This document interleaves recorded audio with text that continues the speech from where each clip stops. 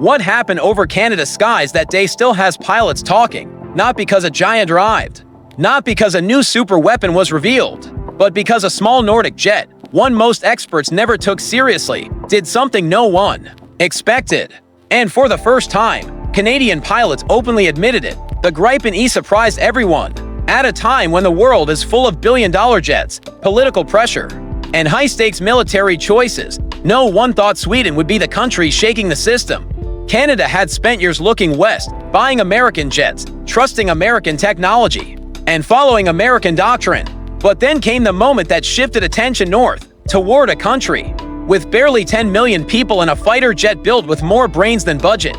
The skies over Canada became the stage for a story no one predicted. Before this moment, the global mood was tense. Russia was pushing harder, NATO was expanding, air forces were preparing for a new kind of war. One that demanded jets that survive long enough to fight a second day. The US kept praising the F-35 as the center of Western air power. It was powerful, modern, and expensive enough to make countries swallow their pride and their wallets. So when Canada launched its search for a new fighter jet, people assumed the answer was already chosen. Critics said the competition was just a formality. The F-35 was the favorite. Sweden's Gripen E was the outsider, a polite guest at a party it wasn't invited to.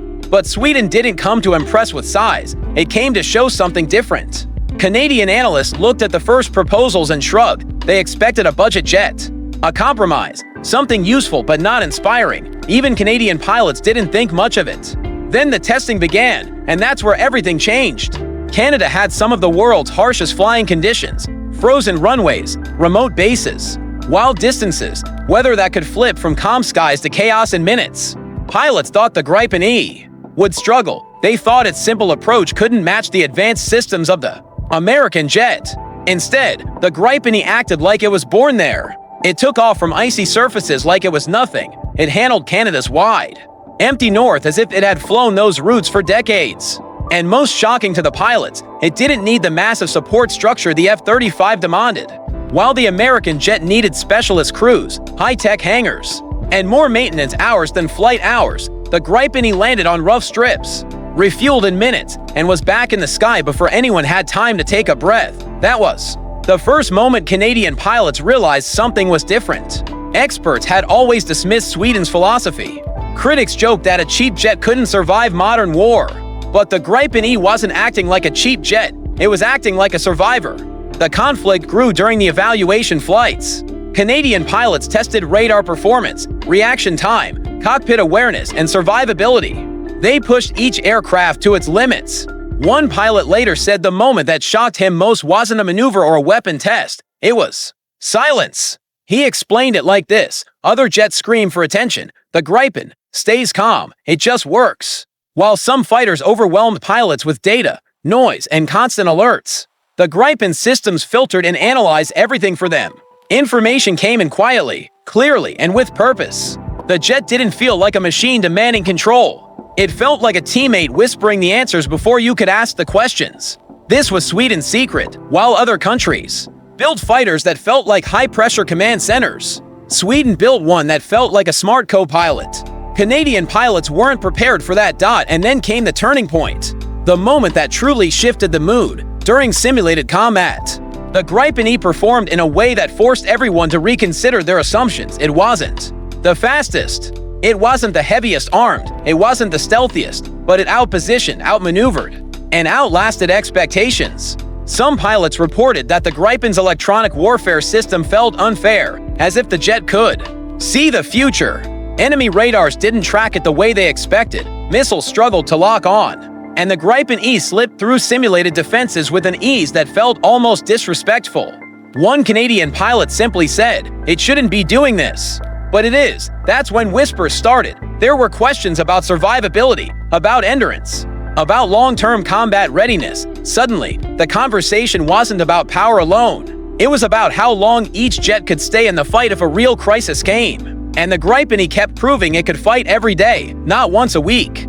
Not when the maintenance team felt lucky every single day. That's where the climax of this story lies. Canadian pilots, who had grown up admiring the F-18 and training with American jets, began noticing something uncomfortable. The Gripen E wasn't a side option anymore. It wasn't a polite visitor. It was a real contender, one that understood Canada better than expected. It didn't need US permission to upgrade. It didn't need fragile stealth coatings. It didn't panic in rough weather. And most importantly, it didn't drain an entire Air Force budget just to stay alive. The underdog had become the problem everyone had to take seriously.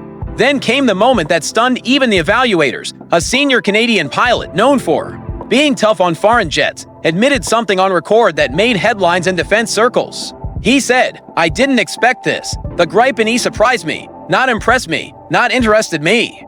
Surprised me, because pilots don't admit surprise easily. They're trained to hide it, to stay calm. But the Gripen E pushed them past expectations until even they couldn't pretend anymore." The climax of Canada's testing wasn't a single maneuver or a single result. It was a realization, a shift in attitude, a quiet admission that Sweden wasn't competing in the same way others were. Sweden had built a jet that didn't rely on size or political pressure.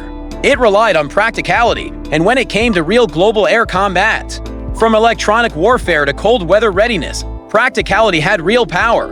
Canada had to ask itself a question: do we need the flashiest fighter, or the one that actually fits our country? And for the first time, the answer wasn't obvious. The aftermath of this testing spread far beyond Canada's borders. NATO partners began taking notes. Brazil, already flying Gripen, shared positive feedback that matched Canada's experience. Countries studying future purchases saw a pattern forming. The pattern was simple. The Gripen E kept proving its worth in real conditions, not just in marketing campaigns. While other nations spent billions on jets they could barely maintain, Sweden had created a fighter that any country could operate without fear of bankruptcy. A fighter that didn't need luxurious air bases. A fighter that adapted to its environment like a living creature. This changed global conversations.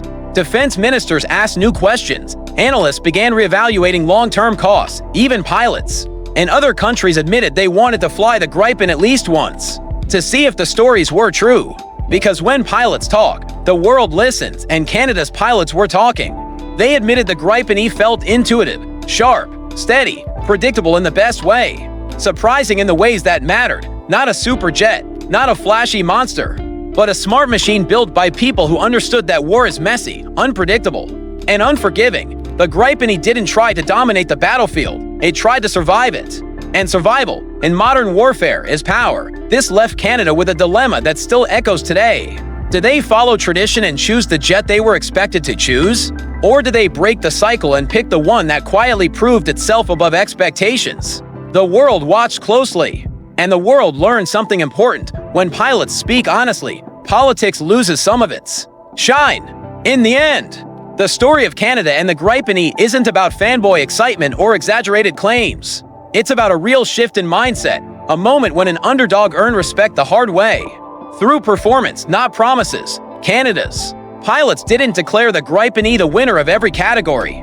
They didn't say it was perfect. What they said was simpler, stronger, and more honest. It surprised everyone, because sometimes that's all a jet needs to start changing history. Sweden didn't build the biggest fighter. It didn't build the most expensive.